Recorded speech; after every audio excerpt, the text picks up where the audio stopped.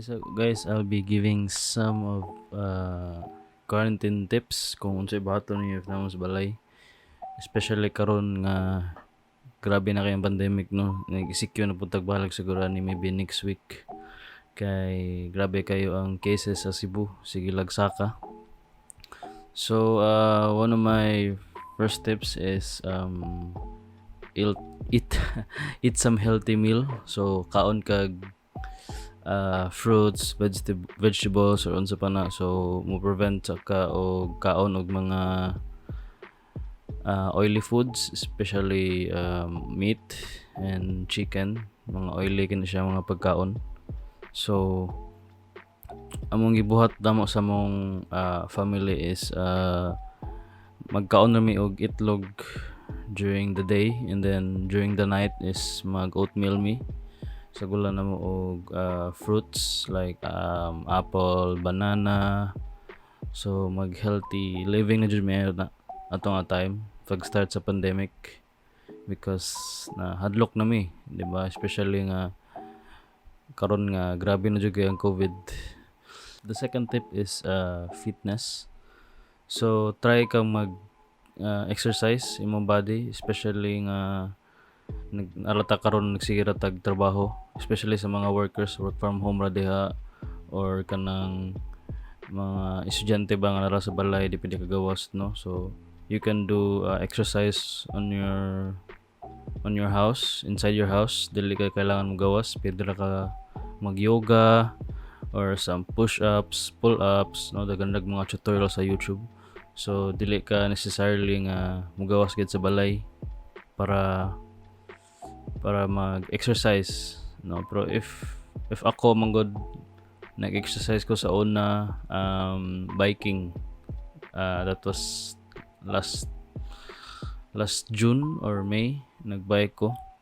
Pero akong bike is daan na kay siya no, pag high school pa, mga 5 years na siya kapin. So murag niundang ko og bike, and then ano ko exercise, pero maintain gyapon ko og healthy living no. Eat gyapon ko og itlog, eat kag fruits, oatmeal gyapon mi kada gabi. And my third tip if mag-quarantine ka is communicate with your friends. Okay, so dili abig nag-quarantine ta karon no, nga kalimtan na nato itong mga friends, especially ako. Before nag-start ang COVID is nadyo ko yung mga friends, and then wait, cut that. Okay, so alimuot na dyan rin dapita na. So ang third tip nako is communicate with your friends. Okay, so dili abig nag-COVID na, nag-quarantine ta, nag-pandemic ta, kalimtan na to mga friends, di ba? So kita tanan na mo dito friends. Among gibuhat nako sa among mga friends is magduwa mig Dota or Valorant, kay wala lang may lingaw. Nagstay magkuha nami sa Discord, mag-communicate sa Discord, and then I actually made new friends no, sa kanang wa gid nako nakita sa personal, nagkaila ra gid mi sa internet. And then I gain new friends na ko, nakaduwa na ko sila. Then okay raman sa, diba, at least na safe ra ka, nara ka sa balay, nagduwa ka one of your favorite games with your friends.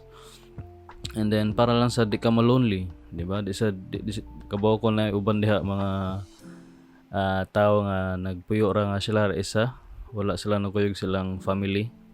So one of the way nga di ka ma-lonely is chat kasi mo friends, or duwa ba kanila, or try to communicate with them. Musta ra ka no, musta na ka. And then my fourth tip is since nag-quarantine man and then stay home lang sa ta karon, so try to get closer with your family, di ba? Since naraming kita sa balay, din atong kuyog is atong family man or guardian or uyab or kinsa ba na imong kuyog sa balay. So get in touch with them, get closer with them. So either mag-stress to ba mo, watch movie together, chika-chika ra gud mo, eat together.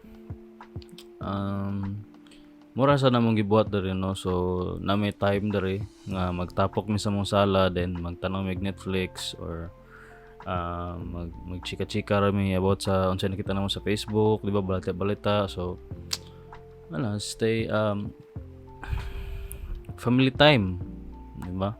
So akong fifth tip for the quarantine tip is learn something new, no. So naraming gid ka sa balay, naka internet, sige ra kag higda, why not try something new? Okay, so if you're para nako, so ako sa una, I don't like showing my face in front of the camera. Like mawawon kay ko sa una.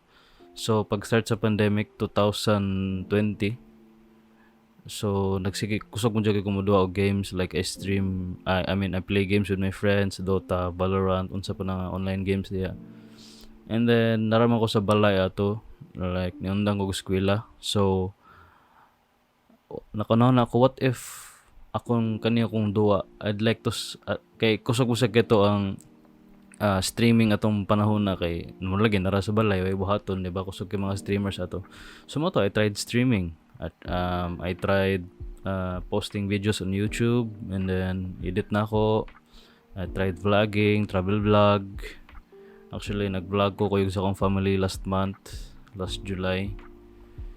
And then mo to, try something new. Then sayang sa manggod nara ka sa balay, di ba? And then nakay internet, nakay laptop, nakay PC, nakay phone, or unsa ba na. So try something new. Okay, so like magluto ba ka, or mag-exercise to ba ka, or mag-vlog ba ka diha, you play your favorite instrument, o di ba, learn something new. Ganahan ba ka mag-edit og video, ganahan ba ka mag-songer, singer, di ba?